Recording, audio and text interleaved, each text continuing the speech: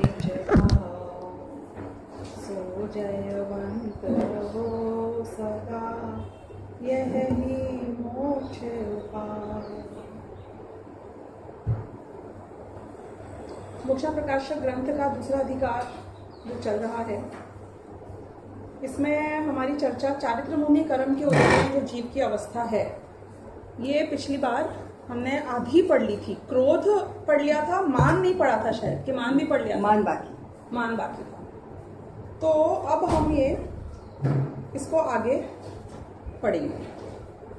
तो ये मेरे में पेज नंबर 39 है।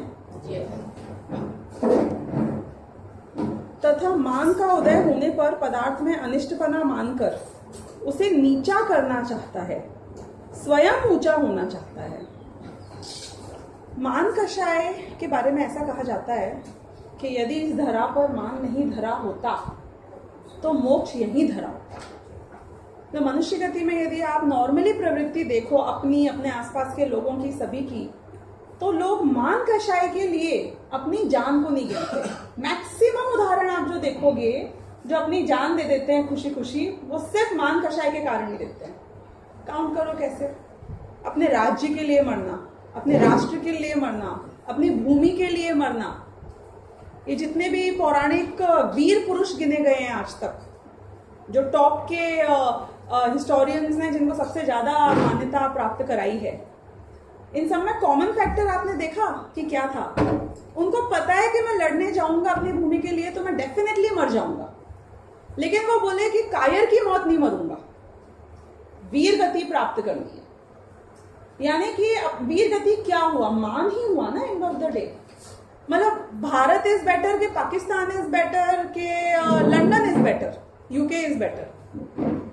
कहाँ की लॉयल्टी होना, पेट्रियोटिज्म होना राइट है कि आप जहां को बिलोंग करते हो वही आपके लिए राइट हो जाता है। मतलब who is right who is wrong नहीं होता है, where I belong to is right. यहाँ तो ये जो भूमि है, ये जो पृथ्वी है, वो तो किसी की नहीं हुई आज तक। ऐसे देखा जाए तो जिसके लिए आप जान दे रहे हो वो कौन सी रह जाएगी, बच जाएगी, आपकी हो जाएगी एंड ऑफ द डे। तो मान कषाय ही वहां पे मेन है, जहां पे व्यक्ति सोचता है कि मैं मर जाऊं तो मर जाऊं, कोई बात नहीं। मतलब अगर आपने और भी लोगों में वृत्ति देखी होगी, सुना होगा, तो लोग बोलते हैं अपन मर जाए तो मर जाए, नाम जिंदा रहना चाहिए।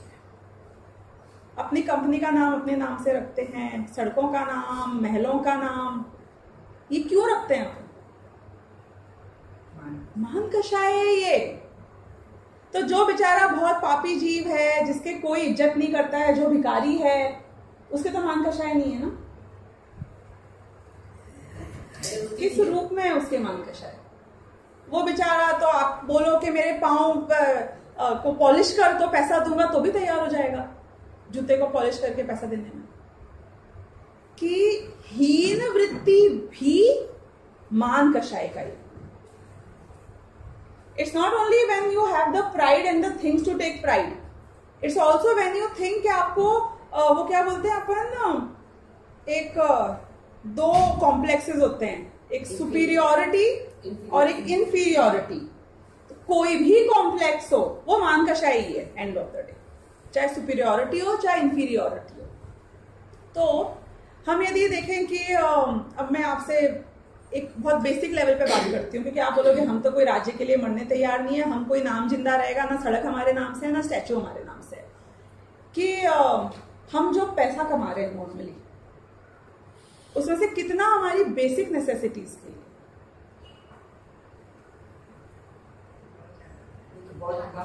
अब जो हम कमा रहे हैं उसमें से 0 हमारी बेसिक नेसेसिटीज के लिए। यानी कि बाकी का आप जो पेन्स लेते हो, जो शरीर के साथ संयम करते हो, संयम मतलब भूखा रह के भी अपनी मीटिंग्स पूरी करना, या फिर you getting what I am trying to say, जितनी हम मेहनत करते हैं शरीर से टू एंश्योर कि हम पैसे कमाएं, इतनी ट्रैवल करना, वेदर यहाँ वहां का देखना, गुस्सा आ रहा हो तो भी क्लाइंट के सामने मुस्कुरा के बात करना, anything I am talking about. ये सारी की सारी वृत्ति को यदि आप उसके तह में जाके देखोगे तो मान कषाय है। शादियों में करोड़ों रुपए खर्च करना, अच्छे कपड़े पहनना। एक बात बताऊं, बाल ऊंचना भी मान कषाय है। पूछो कैसे? अच्छा क्यों दिखना चाहते हो? मान कषाय, मान कषाय है ना। सब जगह मान। हम अपने घर को क्लीन क्यों रखते हैं?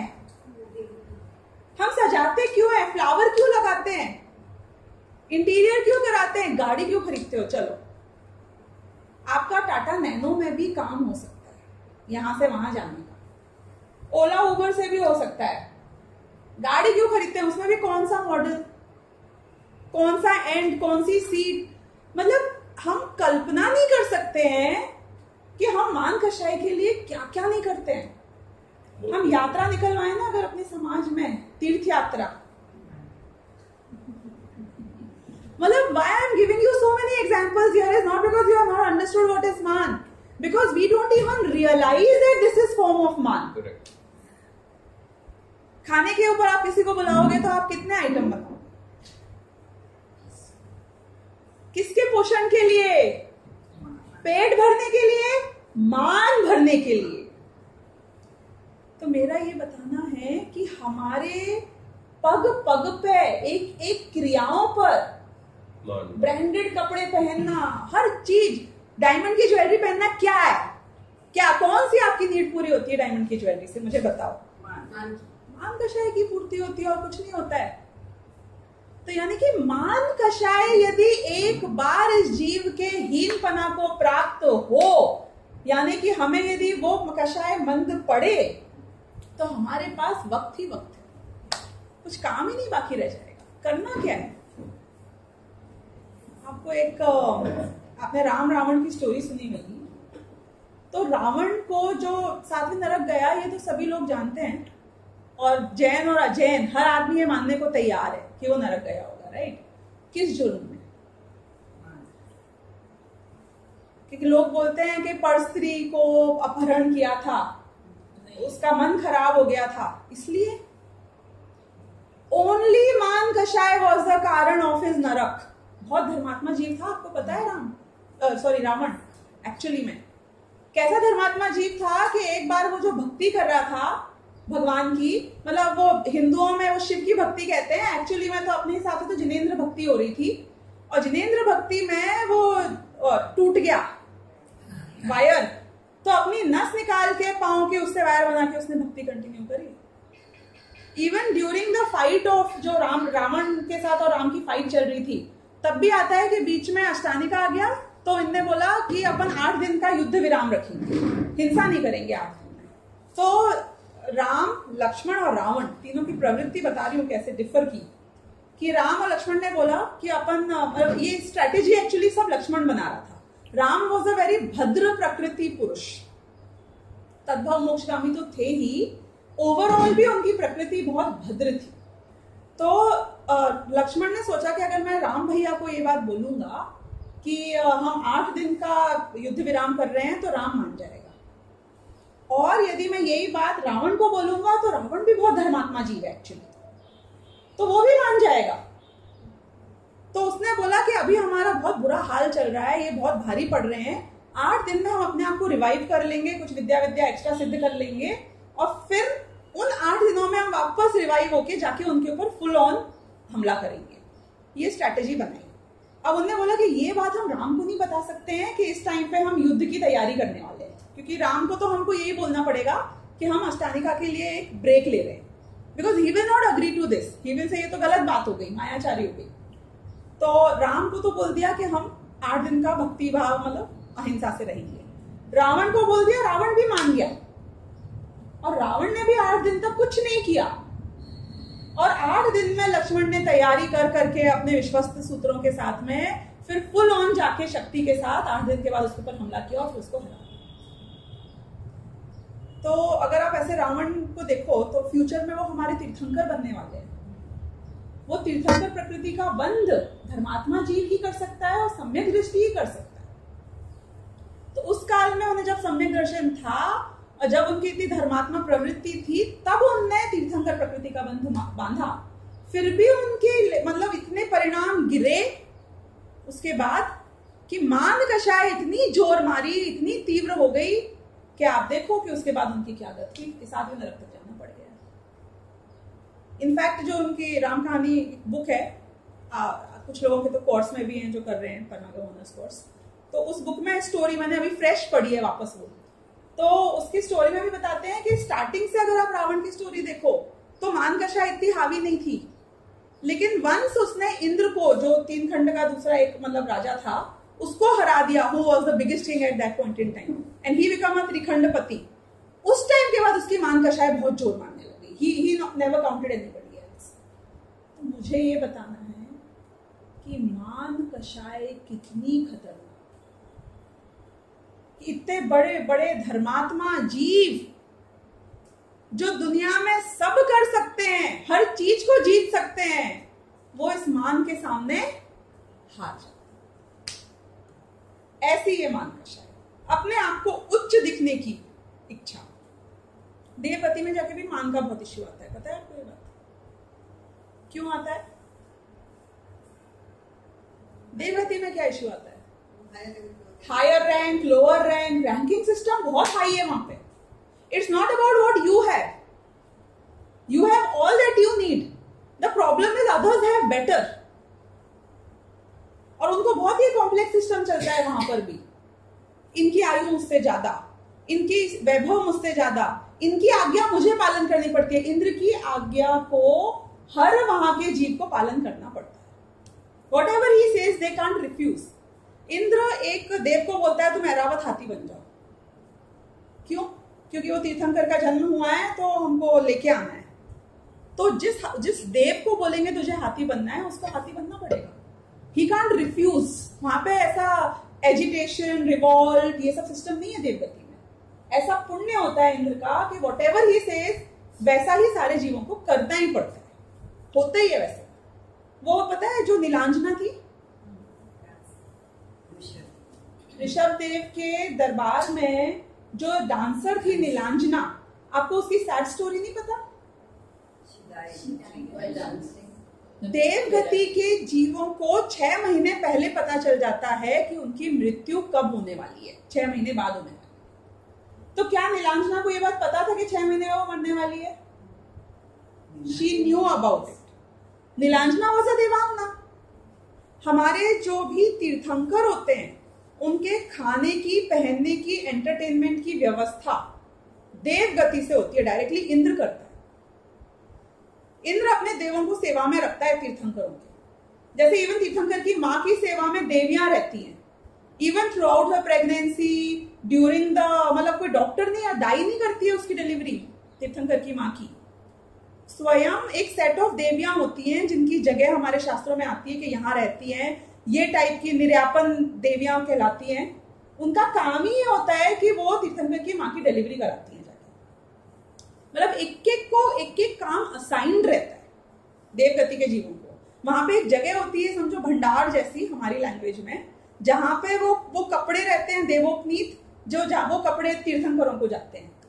मतलब उनकी सारी व्यवस्था तीर्थंकरों की इंद्र करता है। तो अब एंटरटेनमेंट की व्यवस्था भी इंद्र करता है। एंटरटेनमेंट यानी नीलांजना या कौन जाएगा डांसर, वो देव भेजेंगे, मतलब वो इंद्र भेजेंगे।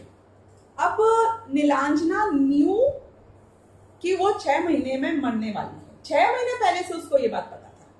और उसकी ड्यूटी कब लगाई गई? जाके डांस करके हमारे तीर्थंकर को एंटरटेन करने की, कि अभी तो अगले 1 घंटे में समझो मरने वाली है। टेक्निकली 1 घंटा बोल रही हूँ, मतलब what ever time the show went on, कि 1 घंटे में तू मरने वाली है और अभी मैं तेरी ड्यूटी लगाता हूं, वहां जाके डांस कर। और दूसरी देवी की लगाई कि जैसे ही ये नीलांजना वहां पे मरेगी तो तुमको उसकी जगह ले लेनी है। दिस ऑन करना पड़ेगा मरते मरते। और आपका बॉस बोलेगा और आप कितनी खुशी खुशी करोगे, मुझे ये बताओ। चलो आपकी नहीं चलती, हिटलर ने बोला you have to do what he saying, कैसा आपके अंदर में क्या हो रहा होगा कि मैं धर्म, ध्यान, शांति से अपने अंतिम वक्त बिताऊं? ये मुझे बोल रहा है जाके नाचो, तुम्हारी मौत है, तुम नाचो। But she couldn't refuse, she cannot refuse. ऐसा इंद्र का पुण्य और वैभव होता है कि कोई देवगति का जीव रिफ्यूज ही नहीं कर सकता। लेकिन वो जो ऐरावत बन गया, कुबेर को तो बोला धन वृष्टि करो और एक देव को बोला तुम हाथी बन जाओ, उसके अंदर क्या बीतती होगी देव के अंदर, वो नीलांजना के अंदर, वो हाथी बना है जो देव उसके अंदर, उन सब के अंदर क्या बीतती है। मान कषाय को ठेस पहुंचती होगी ना कि मेरा सारा वैभव धूल है। क्यों? क्योंकि मैं एक अपने लास्ट वक्त अपने हिसाब से नहीं कर सकता। मेरे को इतने बड़ा काम चल रहा है, उसमें हाथी बनने का काम दे रहे हैं, तो एक मान को ठेस लगेगी ना, सब कुछ धूल हो जाता है उसके सामने। इतनी रानियां और इतना ऐसा शरीर और ये फायदा, अंदर में चोट लगती है। किसको? मान कषाय के कारण। देवगति में तो मान का बहुत बड़ा इश्यू है, क्योंकि यहां तो क्या है, हमारे पास गरीब ज्यादा है, अमीर कम है। वहां पे उल्टा है, जितने जितने आप नॉर्मल जाति के देव हो तो ऊपर ऊपर के, अनलेस यू आर अहेमिंद्र, सर्वार सिद्धि या ऊपर ऊपर अहेमिंद्र टाइप के देव हो तो अलग बात है, बट बाकी ना सब में बहुत बड़ा रैंकिंग सिस्टम है। तो दुख बहुत ही बड़ा है unless you are the Indra, और तुम भी इंद्र हो तो तुम्हारे ऊपर वाले लेवल का इंद्र भी तो है। तो इसलिए ये मान कषाय एक ऐसी कषाय है जिसको यदि हम एक बार जीत लें तो हमारे बहुत ही सरल वृत्ति हो सकती है, बहुत ही धर्म करने के लिए टाइम निकल सकता है। तो ये अब हम यहाँ पढ़ रहे हैं कि मान का जब उदय होता है तो पदार्थ में अनिष्टपना मानकर उसे नीचा करना चाहता है, स्वयं ऊंचा होना चाहता है। You should feel superior about what ever you have. मल, धूल आदि अचेतन पदार्थों में घृणा करता है। इतनी गंदी जगह, I can't spend time, I can't stay here, I can't stand here. Second class की टिकट क्यों नहीं लेते हो, फर्स्ट क्लास की क्यों लेते हो? ये घिन वृत्ति जो है, ये मान कषाय तो है यहाँ पर। तो इसको मल में, धूल में, ऐसे अचेतन पदार्थों में भी घृणा होती है। ये तो जड़ है बेचारे। कोई चेतन पदार्थ में कोई पापी जीव से घृणा हो तो फिर भी समझ में आता है, ये तो अचेतन पदार्थों में घृणा करता है। ऐसे कपड़े मैं नहीं पहन सकता, मतलब एक कपड़े में घृणा, इसको द्वेष भाव आता है। ऐसे टैकी कलर्स, सॉरी, मतलब आपने वृत्ति देखना एक एक चीज के प्रति ऐसा कैसे कर सकते हैं। ये हमारी इतनी तीव्र कषाय खड़ी हो जाती है इवन छोटी छोटी ऐसी जड़ पदार्थों के प्रति। वो यहाँ पे ये बता रहे हैं, ऐसे अचेतन पदार्थों में घृणा कर तथा निरादर आदि से उनकी हीनता, अपनी उच्चता चाहता है। I can't travel in rickshaws, इतना पोल्यूशन, सॉरी, मतलब ये सब मान वृत्ति बता रही है। फिर अपनी उच्चता चाहता है। क्या शो करना चाहते हो ये बोल के तुम, कि तुम बहुत हाई ब्रेड हो, कि तुम बहुत हाई क्लास हो, कि तुम उसमें जी नहीं सकते हो। होना क्या चाहिए? चलो इनकन्वीनियंस है, मैं अपनी दृष्टि से बात कर रही हूँ, इनकन्वीनियंस है। चलो रिक्शा में पोल्यूशन आता है, हवा आता है, आवाज आती है। होना क्या चाहिए हमारे अकॉर्डिंग? फ्लाइट में ट्रैवल करो, अच्छा है, होना क्या चाहिए? पर यदि कोई ऐसा दिन आ जाए जहां तुम फ्लाइट से ट्रैवल नहीं कर पाओ तो तुम वहां जाओगे ही नहीं। कैसे जाओगे शिखर जी, मुझे बताओ। हमारे यहाँ तो डायरेक्ट फ्लाइट की व्यवस्था शिखर जी तक टोटल नहीं है, तुमको रोड से ही जाना पड़ेगा, तो तुम नहीं जाओगे। फिर प्रॉब्लम क्या है उस वृत्ति में कि I can afford it, I have the money, why not if I have all the luxuries. Problem ये है कि तुम अपनी फ्लेक्सिबिलिटी खत्म कर देते हो वो बात करके। आई नो पीपल हु से कि महावीर जयंती अब आने वाली है ना, महावीर जयंती के प्रोग्राम में वो पता है क्यों नहीं जाते हैं? हाँ, एग्जैक्टली कि नहीं, प्रोग्राम तो अच्छा है, वो भी विद्वान है, नहीं बहुत बढ़िया है, but I don't think I will be able to go because इतना क्राउडेड हो जाता है, बहुत गर्मी होती है। समर टाइम में आती है महावीर जयंती, बहुत चिपचिपा होता है। बॉम्बे में तो you know how it is, AC भी कोई जगह होता है तो इनइफेक्टिव ही होता है 99% बिकॉज ऑफ द क्राउड। और खाना तो हमसे वैसे में खाया ही नहीं जाएगा, तो आप क्या करेंगे महावीर जयंती के दिन? नाम शबाना देख के आएंगे। मतलब आपको एसी चाहिए तो एसी की ऐसी पराधीनता क्रिएट कर ली इस जीव ने, कैसे? अपने आप को बोल के, अपने दिमाग को कंडीशन कर करके, I can't sit in heat, I can't this, I can't do that, who said you can't do it? निगोद में तुम कांट करोगे, क्या करोगे? क्या करोगे? जब पेड़ बन के वहां धूप में झुलसोगे तब क्या करोगे? यू कांट करोगे, तब तो कोई ऑप्शन ही नहीं बचेगा ना। तो बेटर क्या है कि एसी मिलता है तो बढ़िया है, हम कहां मना कर रहे हैं, लेकिन ऐसा नहीं कि एसी नहीं हो तो मुझसे ये काम हो गई। आई कांट नहीं होना चाहिए। फ्लाइट मिले तो बहुत बढ़िया है, नहीं मिले तो ट्रेन में चले जाएंगे, नहीं हो तो बस में चले जाएंगे। एसी की टिकट नहीं मिले ट्रेन में तो नहीं, थोड़ा ज्यादा हो गया ऐसे कि अगर तुमको शिखर जी जाना है और एसी नहीं है तो शिखर जी कैंसिल करोगे या एसी कैंसिल करोगे?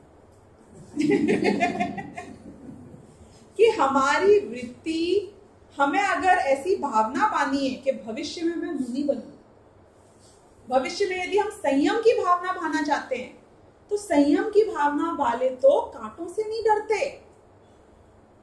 यहां तो तुम्हें छांव मिल रही है, यहां तो तुम्हें सीट मिल रही है, यानी कि ऐसा कभी विचार किया कि मैं भविष्य में अगले भव में तो मुनि बनोगे ना, इस भव में नहीं तो आर्यिका बनने का अगर एक आपको अपॉर्चुनिटी इस भव में मिलेगी तो बनने की भावना है कि नहीं है?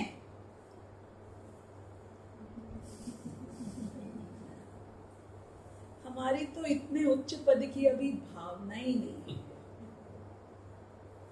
बहुत लकी होते हैं, इसलिए लक बोलना पड़ रहा है यहाँ पे, पुरुषार्थ नहीं कह पा रही हूं कि हमें वैसी अवस्था मिले। हमारे भजन ऐसे हैं, संत साधु बन के विचरूं वह घड़ी कब आई।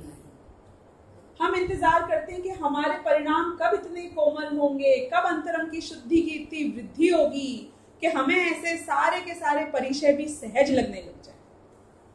हम तो ऐसी भावना भाने वाले लोगों में से हैं। और हम अगर यहाँ पे एसी और ट्रेन को और बस को रोएंगे तो ये भावना के साथ आपकी मैचिंग कहां बैठी? अब मैं एक लेवल दूसरी भी बात करती हूँ। चलो आप बोलो कि नहीं मैं ट्रिप करती हूँ but I am quite flexible, you don't know, we talk because वो सहज से निकल जाता है कि गर्मी है तो बोलने में आ जाता है, लेकिन वी डोंट मीन इट। जरूरत पड़ेगी ना तो आपसे पहले हम शिखर जी पहुंच जाएंगे, सेकेंड क्लास क्या हम पैदल भी पहुंच जाएंगे, हम नंगे पांव भी चले जाएंगे, बहुत बढ़िया। पर आपको पता है कि ये नेगेटिव बात करके आप किसका हार्म कर रहे हो? खुद का तो कर ही रहे हो, आप खुद तो संभल जाओगे शायद, लेकिन आपके बच्चे आपकी जो लैंग्वेज सुन रहे हैं, तुम्हें क्या लगता है कि वो समझ लेंगे इस बात को कि मम्मी ऊपर से ये बोल रही है अंदर से ऐसा समझ रही है? They will learn this only. वो तो फ्लाइट में इकोनॉमी में जाने में रोएंगे। क्यों? Because the language you are talking that is what they understand. वो सोचेंगे ऐसे ही होता है, महावीर जयंती में बहुत गर्मी होती है, उनने तो बस इतना सुन लिया, अब आप तो पहुंच जाओगे, वो डेफिनेटली नहीं जाएंगे, इतनी गर्मी में हम नहीं जा सकते। आप क्या उनको संस्कार दे रहे हो? आप क्या एनवायरनमेंट क्रिएट कर रहे हो? It is isn't it a negativity, क्या नेगेटिविटी, मतलब नेगेटिव एनवायरनमेंट एंटायरली। आपके हस्बैंड क्या सुन रहे हैं, आपके माँ बाप क्या सुन रहे हैं, आपके पड़ोसी क्या सुन रहे हैं, आपके समाज में लोग, आपके दोस्त, वो सब तो यही सोच रहे हैं कि हाँ बात तो सही बोल रहे हो, इतनी गर्मी लगेगी, मैंने मेरा दिमाग ही नहीं गया कि गर्मी लगेगी, even I think I should not go. क्या किया तुमने? इजंट इट महापाप? अनुमोदना का पाप उतना ही होता है जितना कि कृत का होता है और कारित का होता है। तो इसलिए मेरा ये बोलना है कि अपनी ये जो वृत्ति है, जहां पे पुद्गल के प्रति भी हम घृणा भाव दिखाते हैं, प्रतिकूलताओं को ऐसा कहते हैं, एक दिन जब वो करना पड़ेगा और हम अपने दिमाग को उसके अगेंस्ट सेट कर लेंगे तो हमें वो करने में कितनी आकुलता होगी, कितने विकल्प होंगे, इसकी हमने कल्पना ही नहीं की। इसलिए सहज रहना, बहुत सहज रहना कि हाँ हो जाएगा तो बढ़िया, नहीं भी कर पाओ, आपकी शारीरिक अक्षमता हो कि नहीं कर पाओ, तो भी वातावरण खराब नहीं करना, पॉजिटिव रहना कि नहीं I wish I could go, I wanted to go, मेरी टांग नहीं टूटी होती तो मैं डेफिनेटली जाती, अभी भी मैं कोशिश करती हूं जेन्युइनली। तो ऐसे ये मान कषाय की वृत्ति इसमें सर्वोपरि होती है, बाकी कष्ट तो हम सब प्रकार के हमेशा झेल ही लेते हैं। मैं कष्ट झेलते हो? बाई चॉइस बताओ कैसे कष्ट झेलते हो? 2020 के मैच में वानखेड़े में जाना,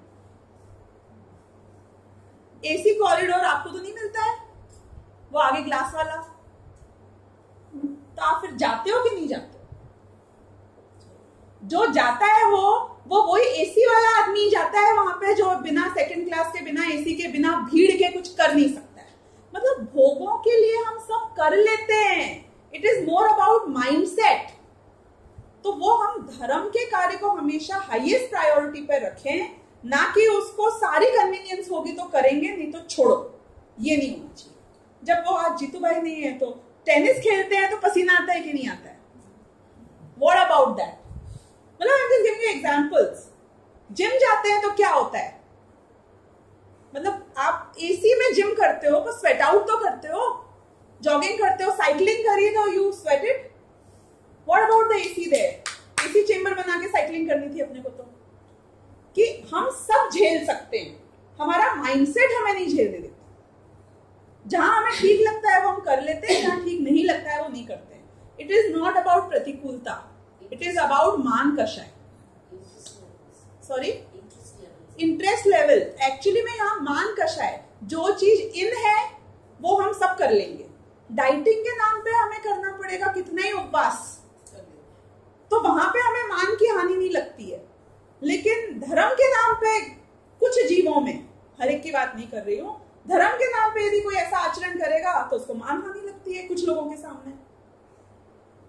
मतलब स्पेसिफिक बोल रही हूँ। कई लोग तो उपवास भी मान के लिए करते हैं और नहीं भी मान के लिए करते हैं। तो अपने अंतरंग में झांकने की आवश्यकता है कि हम किसके प्रति और क्या कर रहे हैं, ये बात यहां आई है। अभी पुरुषार्थिक, अभी तो अचेतन पदार्थ बताया, तथा पुरुषाधिक सचेतन पदार्थों को झुकाना, अपने अधीन करना इत्यादि रूप से उनकी हीनता अपनी उच्चता चाहता है।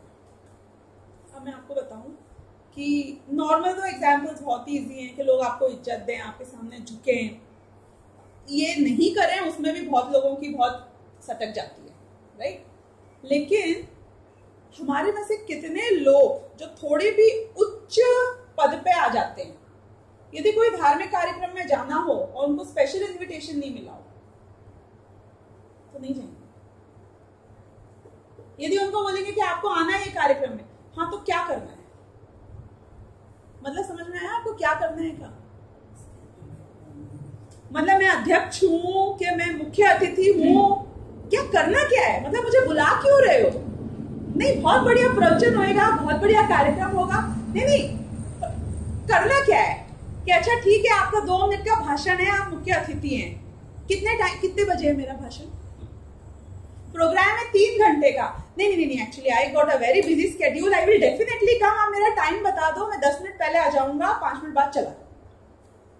मान कषाय के चक्कर में लाभ नहीं ले पाता है ये चीज। सोचो आप जरा क्या हाल हो गया। मतलब इतने अच्छे कार्यक्रमों से क्यों वंचित रह जाते हैं? मान कषाय के कारण। तो मैं बता रही हूँ कि वो they want everywhere, they want some recognition, हर आदमी जाने, कुछ करे, कुछ बताए, तो इस चक्कर में ही पूरे टाइम लगे रहते हैं। बाकी आप इसके काफी उदाहरण जानते हैं, इसलिए मैं बहुत ज्यादा नहीं ले रही हूँ।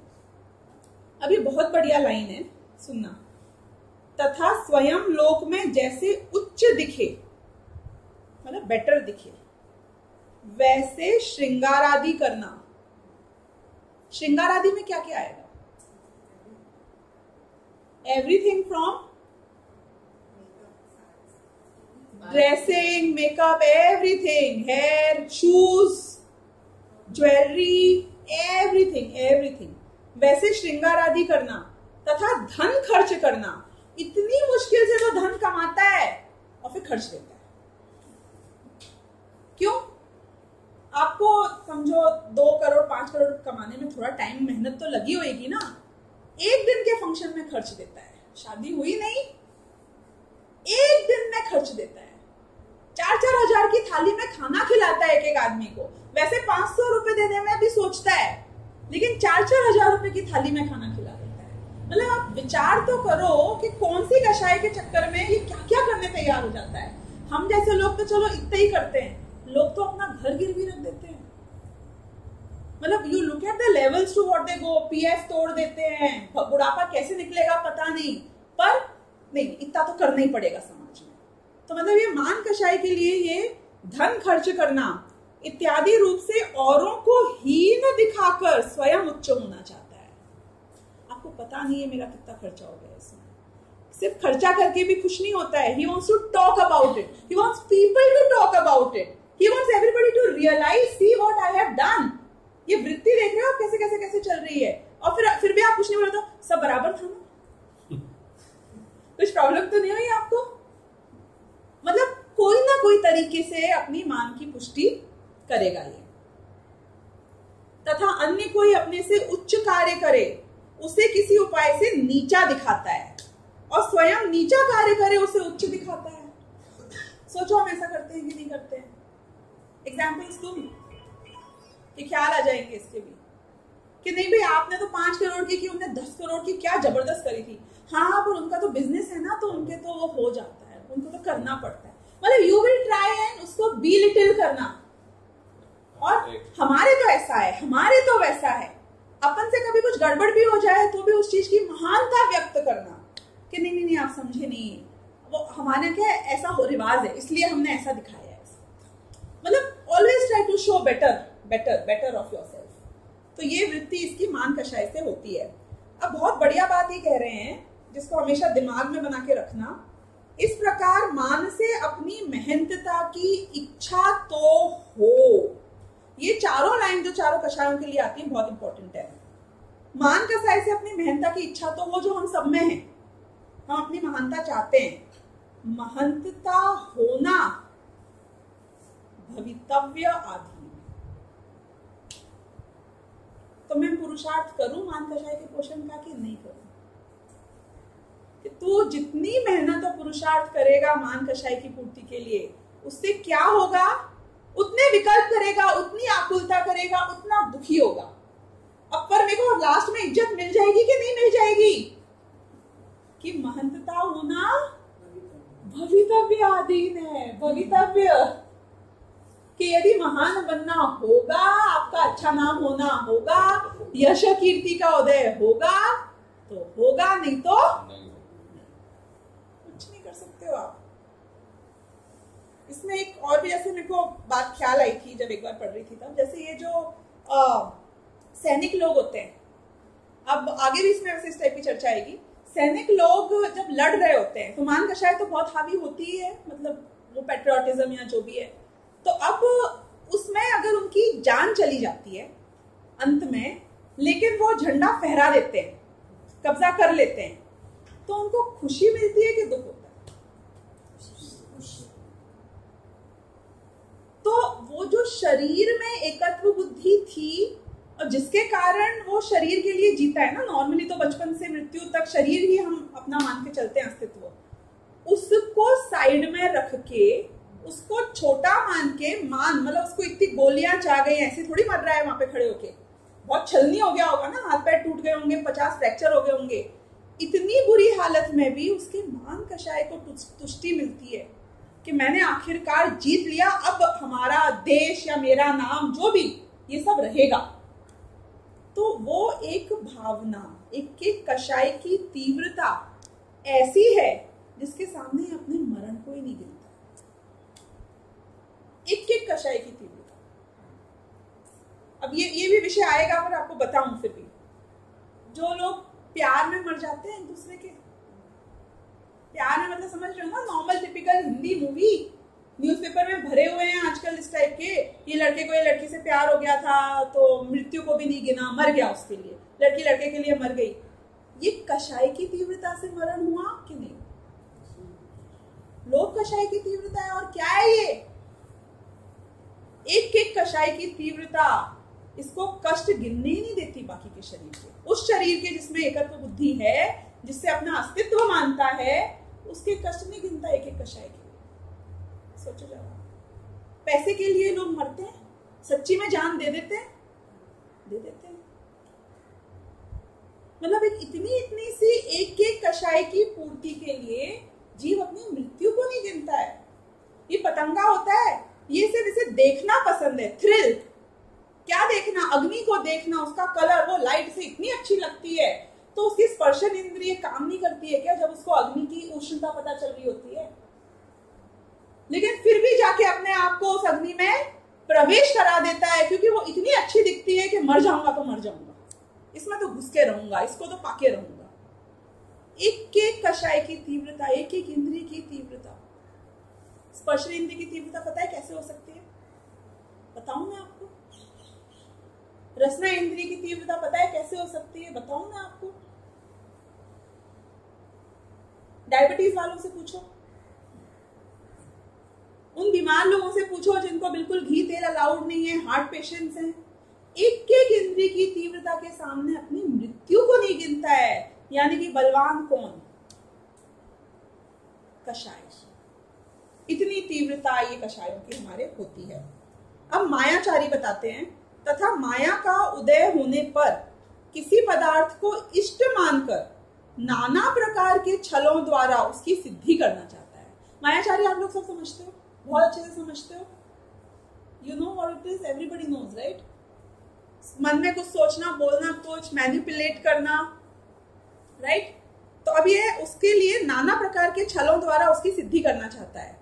रत्न सुवर्णादिक अचेतन पदार्थों की तथा स्त्री दासी दासादि सचेतन पदार्थों की सिद्धि के अर्थ अनेक छल करता है। यानी पुद्गल चीजों के लिए भी करता है और लाइव चेतन चीजों के लिए भी करता है। ठगने के अर्थ अपनी अनेक अवस्थाएं करता है, कभी हंसेगा, कभी रोएगा। नहीं करते हम ऐसा सामने वाले को बेवकूफ बनाने के लिए। I am not giving a lot of examples here. तथा अन्य अचेतन सचेतन पदार्थों की अवस्था बदलता है और चीजों को भी चेंज करता है उसके अकॉर्डिंग, क्योंकि झूठ बोल रहा है और सच दिखना चाहिए। जैसा चाहता है वैसा इसको घुमानी है गोटी, तो हर चीज को उसके अकॉर्डिंग मैच करेगा।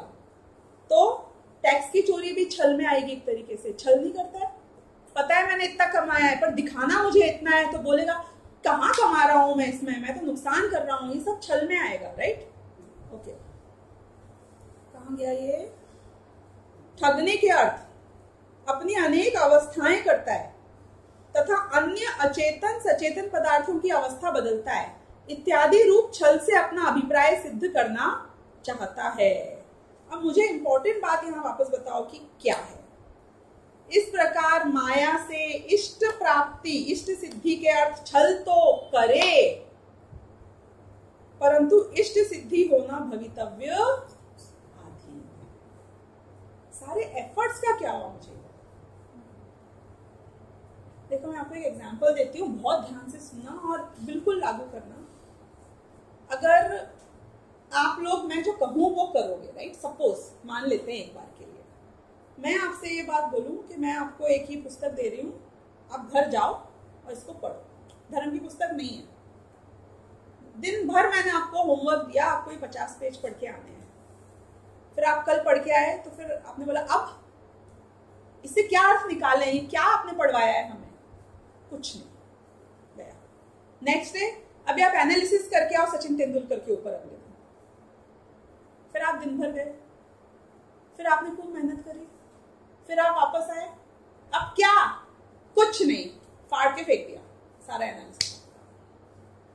ऐसे में रोज आपको काम दूं, चलो ट्रैवल आइटिनरी बनाओ नॉर्वे की, 2 दिन बैठकर आपने बना ली कि शायद जाने का प्लान होगा। अब क्या? फाड़ के फेंक दिया, कुछ नहीं। अब आप क्या करने वाले हो? कुछ नहीं, दाल चावल खा के सोएंगे। तो क्या हुआ? आप अगली बार से मैं आपको काम बोलूंगी, करोगे? क्यों नहीं करोगे? आर यू श्योर वेस्ट जाता है? डेफिनेटली वेस्ट जाता है। हर बार हमने देखा है, इसका हमें क्या काम आएगा, वरना फ्यूचर में हम क्या करें? तेंदुलकर का और नॉर्वे का और ये किताब का, जाने कौन सी किताब दे दी है हमको पढ़ने के लिए। हम जितने एफर्ट्स करते हैं इष्ट की प्राप्ति के, हम जितने एफर्ट्स करते हैं, चाहे आप मान के लिए करो, चाहे माया से करो, लोभ है तो करो, ये प्राप्त करूं, कैसे करूं, स्ट्रेटजी बनाओ, प्लान बनाओ, ये सोचो, वो सोचो, इन लोगों को यहां बिठाओ, ऐसे काम करो, ऐसे टाइमिंग करनी पड़ेगी। इसका रिजल्ट मिलेगा कि नहीं मिलेगा? कि भवितव्य होगा तो मिलेगा, भवितव्य नहीं होगा तो ये जो सारे एफर्ट्स हैं वो तुम करो तो करो, कितने विकल्प करो तो करो, आकुलता करो तो करो, लेकिन रिजल्ट की कोई गारंटी तुम्हारी मेहनत से नहीं है। रिजल्ट की गारंटी किससे है? मैं जो चाहती हूं वो होगा। मैंने आपको काम दिया, वो काम आप करोगे, उससे कुछ नहीं होएगा, लेकिन मैं जो चाहती हूं वो होगा। यानी कि दाल चावल खा के आप सो जाओ। मतलब ये निकला कि हम जिन चीजों में जो इतने विकल्प, इतने एफर्ट, इतनी आकुलता, दिन रात ऊपर नीचे ऊपर नीचे ऊपर नीचे, कहीं शांति का नाम नहीं है, ये कर रहे हैं, ये सब एक सेकंड में फटके फेंक जाते हैं। और कार्य होता है तो होता ही है, जिनके कुछ नहीं है उनके भी होता है, और जिनके सब है उनके भी नहीं होता। अभी 2 दिन पहले मेरे घर में एक भगोनी में बहुत सारी मलाई चिपक जाती है ना, चारों तरफ नीचे ये वो, तो मलाई में से घी निकलता है, और हमारे यहाँ वो A2 वाली दूध आता है, A2 मलाई का जो घी निकलता है वो 5,000 रुपए किलो का होता है। तो बहुत स्टेक बढ़ गया ना उस घी का। तो मैंने चम्मच ली और एक एक उसकी बूंद बूंद मलाई निकाली और उस ग्लास में डालती जा रही थी जिसमें मलाई थी। ठीक है, क्यों? क्योंकि एक्सपेंसिव मलाई है। बहुत 10 मिनट तक एक एक खरोच खरोच के मलाई निकाली, चम्मच से इधर से निकाली उधर से निकाली, और लास्ट में जब आखिरी वाली चम्मच से निकाली और उस ग्लास में डाली तो ग्लास गिर गया। मेरा जीवन नष्ट हो गया। कैसे जीवन नष्ट हो गया? एक एक मेहनत करके हमने अपने जीवन को संवारा, एक एक चीज सहेज सहेज के, एक एक चीज में विकल्प आकुलता करके अपना पूरा जीवन लगा दिया। एक समय आया और सारा ये जीवन में जो प्राप्त किया था, जो सेट किया था, वो सब एक सेकंड में बह गया। भवितव्य क्या था कि ये तो वेस्ट ही होना था। मेरे एफर्ट्स का क्या? एफर्ट्स ऐसे करूं कि नहीं करूं, मैं आ गया, मुझे समझ में नहीं आया। कितना करो और किसकी कीमत पे करो? उस समय में 10 मिनट बैठ के स्वाध्याय करती तो हो सकता था कि मेरे आत्म कल्याण में एक स्टेप और आगे बढ़ती। उस 10 मिनट में यदि मैं बैठकर समझो किसी को कोई आत्मा की बात समझाती तो अपना भी भला करती, पर का भी भला करती। उस 10 मिनट में बैठ के यदि मैं कोई अध्यात्म की बात लिखती तो अनंत काल तक जीवों को प्राप्त होती। लेकिन वो 10 मिनट में, क्योंकि ये 10 मिनट एक दिन के नहीं होते हैं ना, ये 10 मिनट तो रोज के होते हैं। दूध तो रोज आता है, मलाई तो रोज इकट्ठी होती है। तो अब मैं क्या करूं? क्योंकि मुझसे तो वो मलाई छूटती नहीं है। कि पहले ये जान कि तेरे घर में घी उतना ही बनेगा जितनी भवितव्य होगी। इसलिए हर चीज को मुझे लिमिट में, उसकी इंपॉर्टेंस के अकॉर्डिंग क्रिएट करके एक कैटेगराइजेशन बनानी चाहिए कि वो चीज कितनी वर्थ है। हमारी सारी चीजें ऐसी हैं जो ढुल जाती हैं। आप देखना, हर चीज ऐसी है जो लास्ट में ढुल जाती है, कुछ नहीं बचता है लास्ट में। इतने पैसे इकट्ठे किए, एक झटका लगा मार्केट का, धुल गई। इतने शरीर को स्ट्रॉन्ग किया, एक लकवा लग गया, धुल गई। इतना स्टेमिना क्रिएट किया था, इतना ये किया था, इतनी सुंदरता क्रिएट करी, एक कुछ आया और धुल।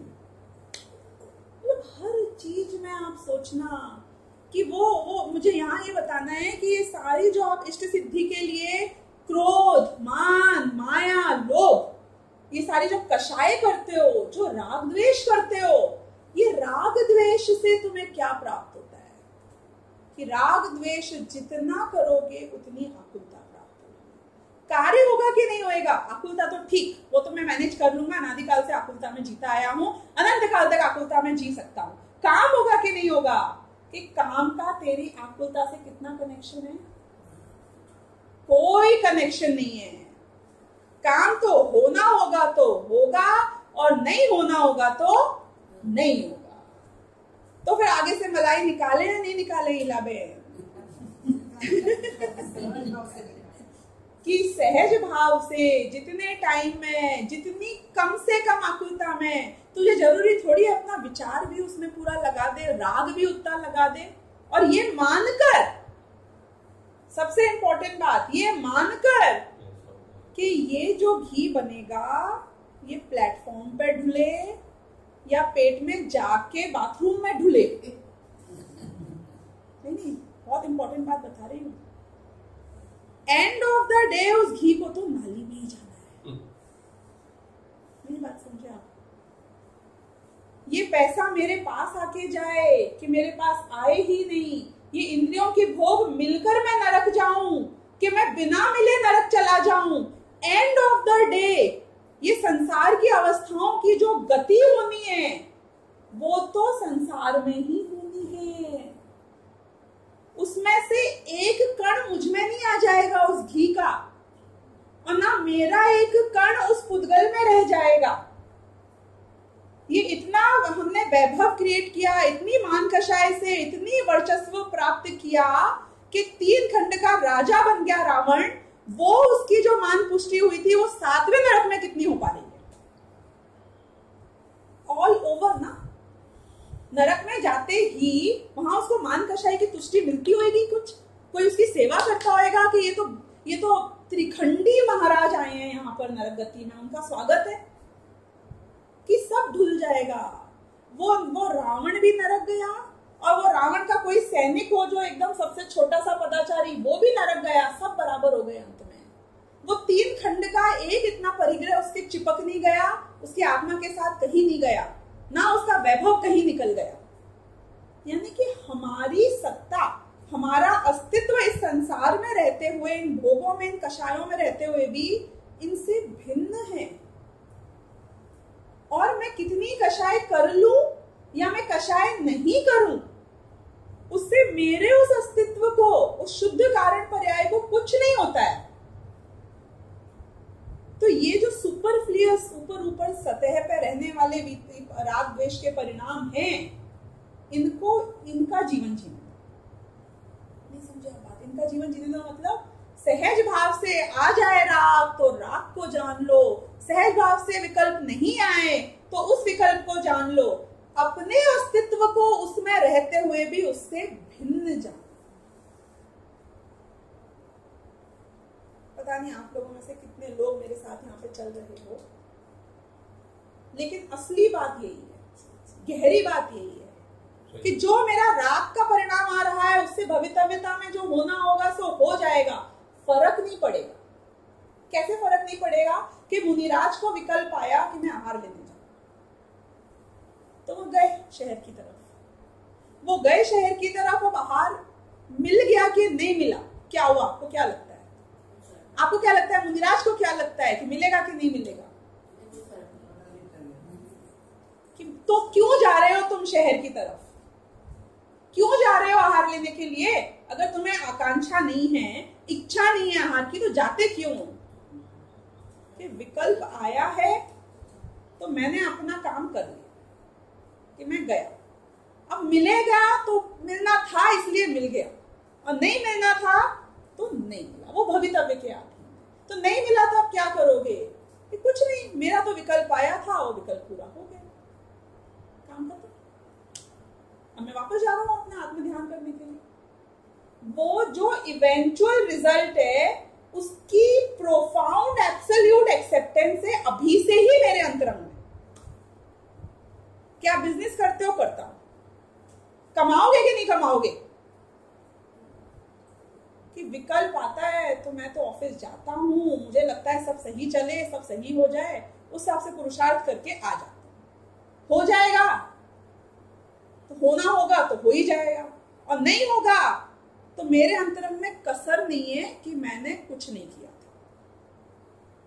मैंने तो अपने एफर्ट्स डाल दिए थे, अब नहीं हुआ है तो नहीं हुआ है, नहीं होना था तो मैं क्या कर सकता हूँ इसमें। तो फिर कल ऑफिस जाओगे कि नहीं जाओगे? अगले दिन मुनिराज आहार लेने जाएंगे कि नहीं जाएंगे? विकल्प आएगा तो जाएंगे, विकल्प नहीं आएगा तो नहीं जाएंगे। उस विकल्प के वो ज्ञाता बन जाते हैं। उस विकल्प में बहुत हाई स्टेक नहीं होता है कि मैं मलाई निकालूंगी, अगर गिर जाएगी तो गिर नहीं होगी, गिर जाएगी, क्या करेंगे? ऑपरेशन कराने जा रहे हो डॉक्टर के पास में, तो जिंदा बच के आओगे या और स्वस्थ होके आओगे या मर जाओगे वहीं? हमें तो विकल्प है कि तकलीफ है तो डॉक्टर को दिखा दिया, ऑपरेशन करा दिया, मर जाएंगे तो अब मरना होगा इसीलिए जा रहे होंगे, और वापस आना होगा तो स्वस्थ होके वापस आ जाएंगे। हर चीज में घटाओ इसको, देखो जरा, सोचो जरा, घट सकता है हर चीज में। शुद्धोपयोग, एक अपने आत्मा की दृष्टि में मुख्यतः आना, ये एक नशे की तरह है। नशा इसलिए मैं वर्ड यूज कर रही हूं क्योंकि उसकी एक धारा अलग ही बहती रहती है, एक कर्म धारा अलग बहती रहती है, एक ज्ञान धारा अलग बहती रहती है। एक समय में बाहर के सब काम होते रहते हैं, लेकिन साथ ही अंतरंग में, दिमाग में you are preoccupied with something else continuously.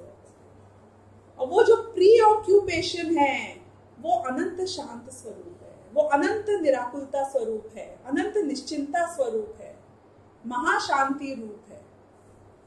उसमें आपको कुछ टच नहीं कर पाता है। उससे आपकी वो शॉक एब्जॉर्बिंग के लिए वो क्रिएट करते हैं ना बीच में, आजकल पैकिंग के लिए भी बबल पैकिंग टाइप की चीजें जो एयर फिल करके वो क्रिएट हो जाता है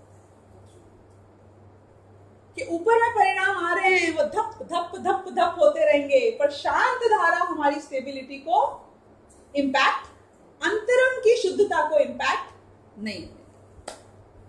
ऐसे हमारे शुद्धात्मा का अनुभव अगर होता है तो जो भी पुरुषार्थ होता है वो होता है, और जो भी कार्य होता है वो भवितव्य के अधीन है, इस बात की श्रद्धा पूरी रहती है। इसलिए ये बात मिथ्या दृष्टि जीवों को भी यहाँ समझाई जा रही है कि तुम कितना ही छल करो, कितना ही मान करो, क्रोध करो, पर जो होगा वो भवितव्य के अधीन है। अभी मैं लोभ का भी पढ़ लेती हूँ पूरा एक बार। तथा लोभ का उदय होने पर, ये लोभ बहुत चीजों में घटित होएगा, मतलब ऑलमोस्ट एवरीथिंग में घटित होएगा। इसलिए एग्जाम्पल अपने दिमाग में चलाना अपनी लाइफ के। तथा लोभ का उदय होने पर पदार्थों को इष्ट मानकर, पहले तो जो चीज पसंद आती है वो सब लोभ की कैटेगरी में आएगा, उनकी प्राप्ति चाहता है, वो चाहते हो कि मिल जाए मुझे। वस्त्र आभरण, शॉपिंग लोभ, ज्वेलरी लोभ, आभरण मतलब ज्वेलरी, वस्त्र मतलब कपड़े। धन धान्य, धन मतलब पैसा, धान्य मतलब ये अनाज सारा जो भी है।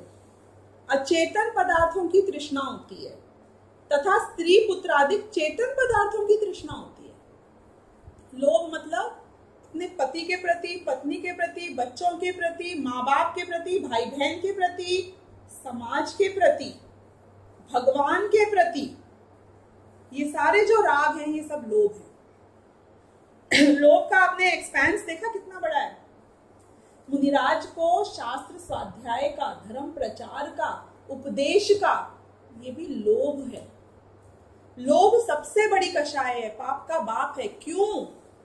क्योंकि कहते हैं कि 10वें गुणस्थान के अंत तक सूक्ष्म लोभ बचा रह जाता है। उनका सूक्ष्म लोभ किसका होता होगा? राज्य का होता होगा, शरीर का होता होगा, अनुकूलता का होता होगा। अरे उनका बहुत उत्कृष्ट शुभ परिणाम का ही लोभ होता है, शास्त्र स्वाध्याय उपदेश ऐसे ही, लेकिन वो भी लोभ है। तीर्थ यात्रा करने का विकल्प आए तो लोभ है, यानी कि शुभ रूप हो या अशुभ रूप हो, जो भी चीज के प्रति राग है, जिसे आप इष्ट मान के चाहते हो, ये सब लोभ है। तो ऐसे स्त्री पुत्रादिक चेतन पदार्थों की तृष्णा होती है।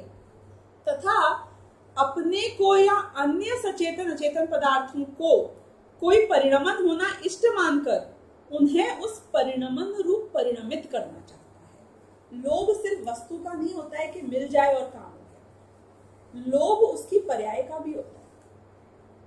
आपको बच्चा कैसा पसंद है? हाँ, कि एक बार बच्चा पैदा हो गया, सुंदर पैदा हो गया, चलो अब उसके बाद में हो गया ना काम, now you are satisfied, now you don't want anything in life. Just to study well give a top rank. Exactly, कि उस पढ़ाई के बाद उसको बिजनेस में भी टॉप पे होना चाहिए। बिल्कुल, यानी कि उस पदार्थ, उस सजीव या अजीब पदार्थ, उसकी भी पर्याय का लोभ है कि मैं अगर बोलूं कि बेटा चलो स्वाध्याय करते हैं, हाँ मम्मी अभी करते हैं, ये भी चाहती हूँ, इसका भी तो लोभ है कि वो हाँ बोले, आज्ञाकारी हो, इसका भी लोभ है। पत्नी कैसी अच्छी है, मुंह फुला के मत बैठे तू, थोड़ा मुस्कुराओ, घर आया हूं। मतलब सिर्फ पत्नी इंपॉर्टेंट नहीं है, सिर्फ सुंदर इंपॉर्टेंट नहीं है, मुस्कुराती हुई भी इंपॉर्टेंट है। तो एक एक द्रव्य और उसकी एक एक पर्याय। आपके घर में टीवी आ गया हो, आप खुश हो ना, चलना भी तो चाहिए।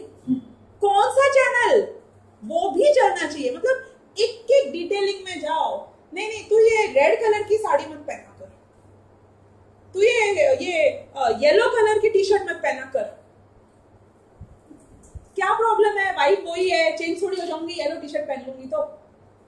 लेकिन नहीं चाहिए, और ऐसी पर्याय में ही चाहिए, इसी रूप में चाहिए। ऐसे कितनी आकुलता है लोग के कारण, सोचो जरा। मतलब इसको तो भगवान बनना है, कौन सा, वो भी हिंदुओं का, कि मेरी इच्छा के बिना पत्ता नहीं हिलना चाहिए, everything should be exactly as I want. नहीं, ये इच्छा होगी ना इसकी, तो हर द्रव्य इस दुनिया का मेरे अनुसार, जैसा मैं बोलूं वैसी पर्याय के अनुसार, जितना मैं बोलूं उतना मेरे पास है। ज्यादा भी मत चिपके, ज्यादा भी दूर मत जा, पूरे टाइम भी सिर पे मत खड़े रहो और पूरे टाइम भी बाहर मत रहो। मतलब कितना चाहिए, बच्चा नीचे खेलने जाए तो अच्छा कि नहीं, जितना खेलने बोलूं उतना खेलो, जितना पढ़ने बोलूं उतना पढ़ो, जितना सोने बोलूं उतना सो। मतलब एक एक चीज, जितना खाने बोलूं उतना खाओ, जो खाने बोलूं उतना खाओ। मतलब इसकी तो खत्म ही नहीं होती। बच्चा बड़ा होता है तो उसकी बहू भी आए तो वो भी हमारे अनुसार है, सुंदर होनी चाहिए वो भी। बोलो, सोचो सोचो सोचो सोचो। मतलब ये लोभ, ये लालच, ये कषाय है, और ये कषाय के वशीभूत होकर ही ये हर एक के परिणमन को भी कंट्रोल करता है। लेकिन इस प्रकार लोभ से इष्ट प्राप्ति की इच्छा तो हो, परंतु इष्ट प्राप्ति होना भवितव्य के आधीन। सब चीज भवितव्यता के आधीन है, तो हम पुरुषार्थ करते ही क्यों करना चाहिए, क्योंकि विकल्प आता है। I am going from top to bottom. आपने अपनी सीट को पहले तो यहाँ शिफ्ट कर लो। No, trying to understand, because पुरुषार्थ क्यों करें अगर सब चीज भवितव्यता के आधीन है, लेकिन कुछ तो नहीं नहीं, पर जो पुरुषार्थ है वो भी तो भवितव्य के आधीन है। वो कारण, वो विकल्प, वो भी भवितव्य है, वो भी तो भवितव्य है। आपको विकल्प आए ही इसलिए, वरना आपको विकल्प ही नहीं आता। अब मैं आपको वही रावण का एग्जाम्पल देती हूँ, लेटेस्ट जो चल रहा है, कि रावण का भवितव्य में क्या था कि वो 7वें नरक जाए, राइट।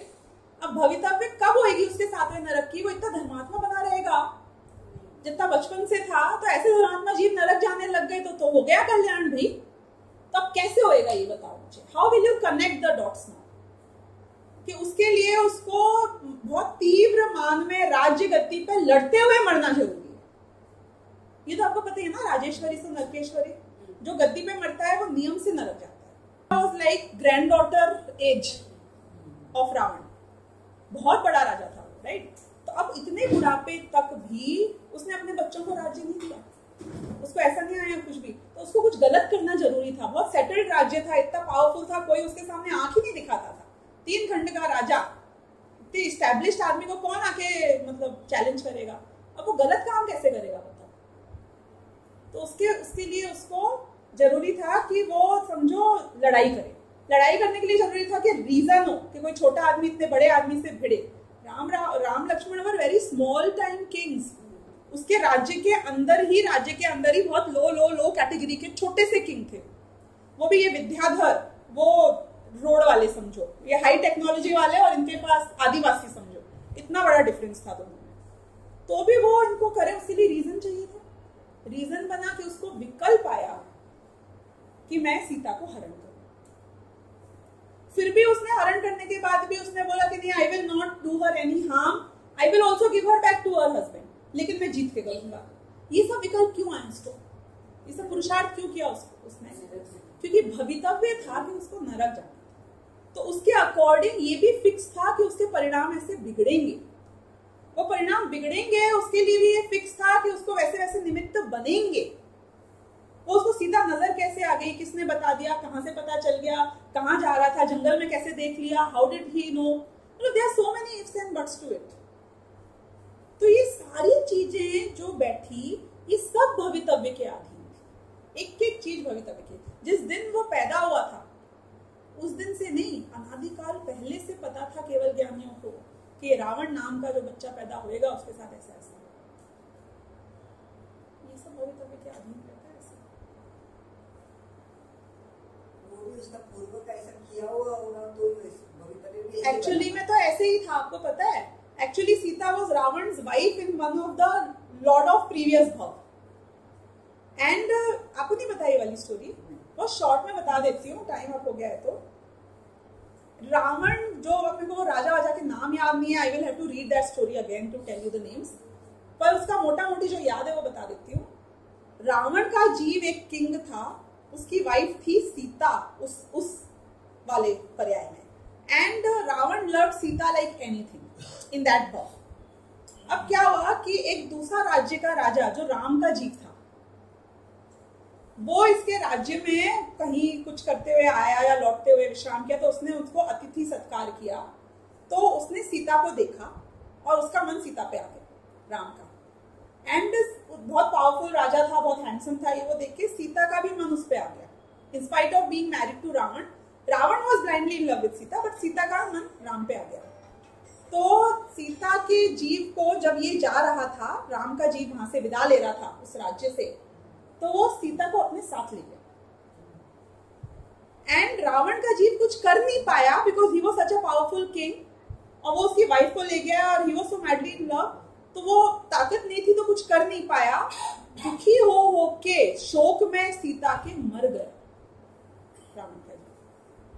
फिर उसके बाद ऐसे अगले फ्यू भव में स्टोरी दिखाई कि हर बार ये ट्रायंगल बनता था, राम का जीव को सीता का जीव वापस पसंद आता था, रावण के जीव को सीता का जीव पसंद आता था, राम का जीव को सीता मिल जाती थी और रावण हर बार रह जाता था। तो फाइनली बहुत भवों में ऐसा हुआ, जबकि रावण के जीव को सीता का जीव नहीं मिल पाया, तो इस भव में जाकर जो पूर्व के संस्कार है वो जोर मार गए बहुत ज्यादा। तो जब इसको सीता का जीव दिखा तो उसने बोला, अब मैं पावरफुल हूँ, 3 खंडी राजा हूँ, मुझे कौन कुछ कर सकता है, and they are all nobody in front of me, तो अब मैं अपनी इच्छा की पूर्ति कर लेता हूँ। Hence he took her by force. But जब वो उसकी प्रतिज्ञा थी कि मैं पर स्त्री को नहीं करूंगा, कभी भी उसकी इच्छा के बिना ग्रहण नहीं करूंगा, तो उसने बहुत सोचा कि इसको ले आता हूँ, थोड़े टाइम बाद मेरा वैभव देख के, मेरी शक्ति देख के ये भी पट जाएगी, फिर इसकी इच्छा के साथ मैं इसका शादी कर लूंगा। लेकिन ये लास्ट तक मानी नहीं। तो फिर ये समझ गया कि आफ्टर सो मेनी एफर्ट्स जब ये नहीं मान रही है तो फिर लेट इट बी, मतलब मैं इसको वापस दे दूंगा इसके पति को, कोई बात नहीं चाहिए मुझे ये फिर। लेकिन वो ईमान आ गया कि दूंगा, पर उसको जीत के दूंगा, उसको ये नहीं लगना चाहिए कि मैं डर गया, कि मैंने इजीली दे दिया। तो बस इस चक्कर में सारी कहानी हो गई।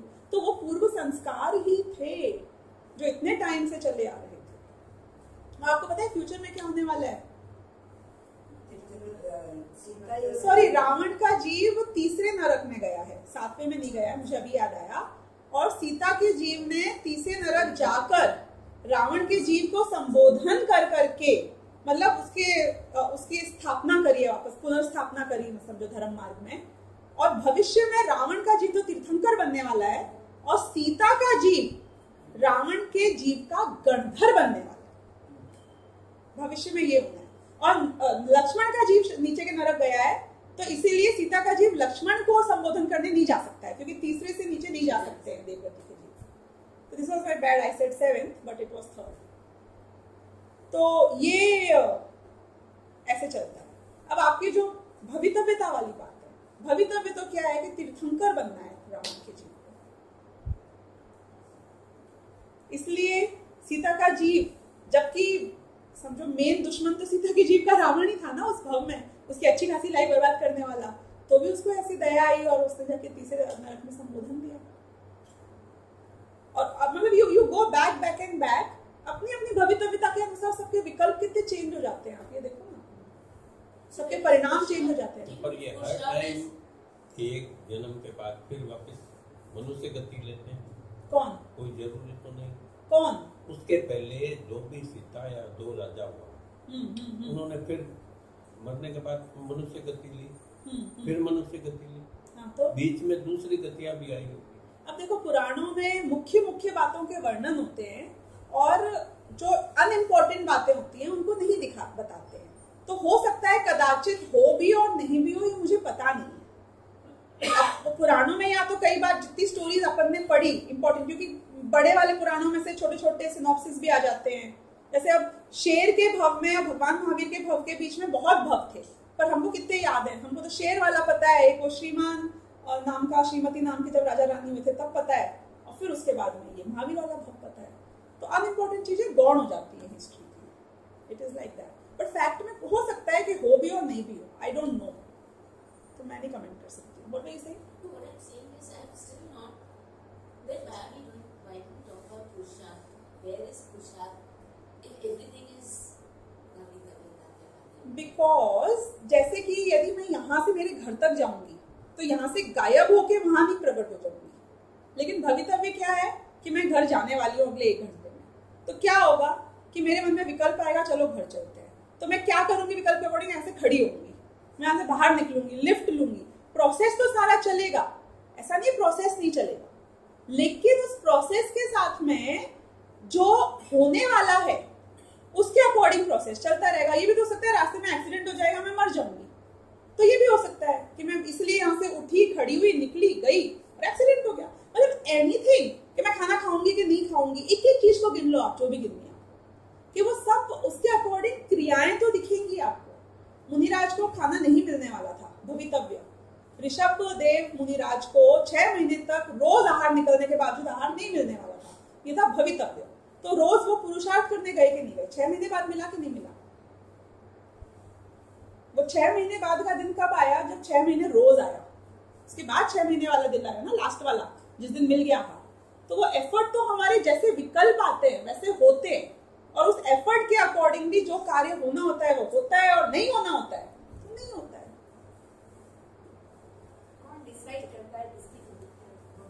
ये व्यवस्था है। अनादि काल से लेके अनंत काल तक की साइकिल पुद्गल परावर्तन की नक्की है। It's a cycle. When I से साइकिल, कौन डिसाइड करता है कि हर बार गर्मी के बाद बारिश आना चाहिए? प्रकृति की व्यवस्था है, प्रकृति की व्यवस्था, सबकी अपनी अपनी व्यवस्था। Even that is in a cycle. 24 ही तीर्थंकर क्यों होते हैं मुझे बताओ? हर बार 25 हो जाएं, कभी 22 हो जाएं, who decide? How does it get decided? कि साइकिल है, वैसा ही होता है। गंधर्व होंगे ही होंगे, इसकी क्या गारंटी है? साइकिल है ये। कुछ चीजें जो साइकिल में होती हैं, they get repeated after a certain point.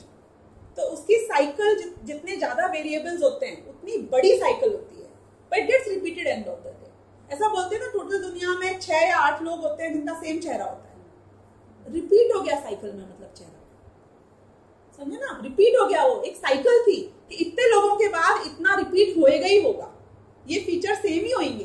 क्यों? क्योंकि वो 2 आंख, 1 नाक, 1 मुंह, 2 कान, ये इतने को मिला के कितने परमुटेशन कॉम्बिनेशन हो सकते हैं? कि इतने ही हो सकते हैं, उसके बाद रिपीट हो ही जाएगा। तो ऐसे हम एक साइकिल में, मैक्रो साइकिल है ये, बहुत बड़ी साइकिल है, और उस साइकिल में सब नक्की है पहले से। जैसे सीजन्स नक्की है, जैसे मून की गति नक्की है, कब कितनी दिखेगी, रोज सेम नहीं होता है मून, लेकिन साइकिल बाद सेम डे आए तो सेम होता है, राइट? तो मैं बोलूं कि अनंत काल तक के लिए मून का डिसाइडेड है कि एकादशी के दिन कैसा होएगा और चतुर्दशी के दिन कैसा होएगा। तो क्या मैं गलत हूं? हम ऐसी साइकिल में हैं। मैंने आपको बताया था ना कि आप वापस सेम जैसे अभी हो वैसे ही बनोगे भविष्य में। शरीर ऐसा, यहाँ तिल होगा ना तो यही तिल होएगा वापस। एक एक परमाणु का एक एक पर्याय वैसी होएगी। परमाणु भी वो ही होगा, परमाणु भी दूसरा नहीं आएगा। द्रव्य परावर्तन तो तभी होगा ना, परमाणु भी दूसरा परमाणु सेम कलर का नहीं, जो परमाणु अभी था वही परमाणु वापस आके आपके शरीर में फिट होएगा। ऐसी एक द्रव्य परावर्तन की साइकिल है। मैं यदि ये वाले स्क्वायर फीट के एरिया में पैदा हुई हूं, मैं वापस इसी स्क्वायर फीट के एरिया में आके पैदा होंगी तो क्षेत्र परावर्तन होगा ना। तो ये इतनी बड़ी साइकिल्स हैं जिनमें सब रिपीट होता है। तो ये सब फिक्स है, it is automatic. Please understand, machines are automatic because they have no ज्ञान।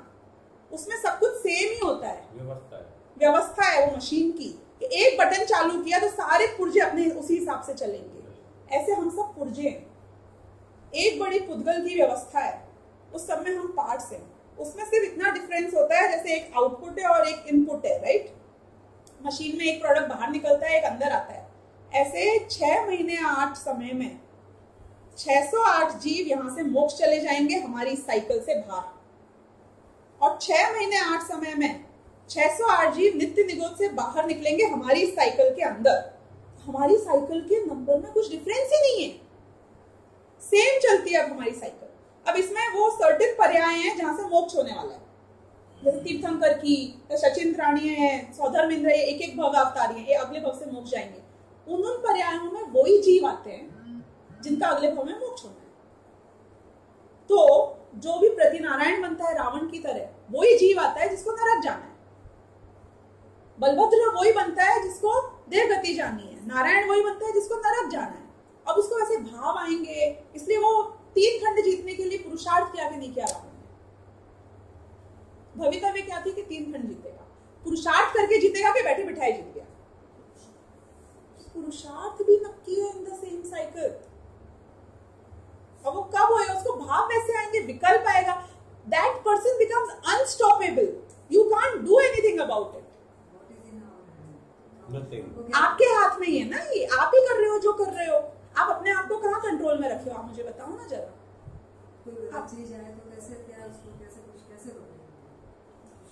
ये विकल्प से रोको कि मेरा लगता है बहुत ही कुगति होने वाली है जो ऐसे विकल्प आ रहे हैं, और यदि नहीं रुक पाओ तो समझ जाना कि कुगति होनी है इसलिए नहीं रुक पा रहे हो, और रुक जाओ तो ये विकल्प निमित्त पड़ना था, इसलिए सही टाइम पे मेरा गलत विकल्प रुक गया।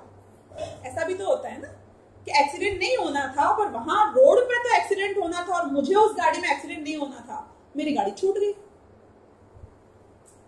तो ऐसा भी तो होता है। तो आपको विकल्प आया और आपने वो नहीं किया गलत कार्य, तो आपकी गाड़ी छूट गई, इसलिए आपकी को गति नहीं हुई, आपका एक यू टर्न चालू हो गया अच्छी गति के प्रति। सब आपके हाथ में है। जो विकल्प आपके हाथ में आए वो इंडिकेशन है आपके भविष्य का। It's a symptom of your future. Symptoms are always present, लेकिन आपको उनको देखना समझना आना चाहिए। वो भी भवितव्यता होगी तो आएगा, और वैसा समझ में आएगा, नहीं तो नहीं आएगा। भवितव्यता की बात होती है आउटसाइड से। एक बात समझना, ये कौन कह रहा है? जिसने देख लिया है। और हम जब पुरुषार्थ की बात करते हैं तो हम इनसाइड से बात करते हैं। हमें ये पता नहीं है कौन से मैच में कौन जीतेगा, ये आउटसाइड की बात है, ये भविष्यवक्ता बताएगा। इस बार समझो 2020 में बीजेपी जीतेगी कि नहीं जीतेगी, ये कौन बता रहा है?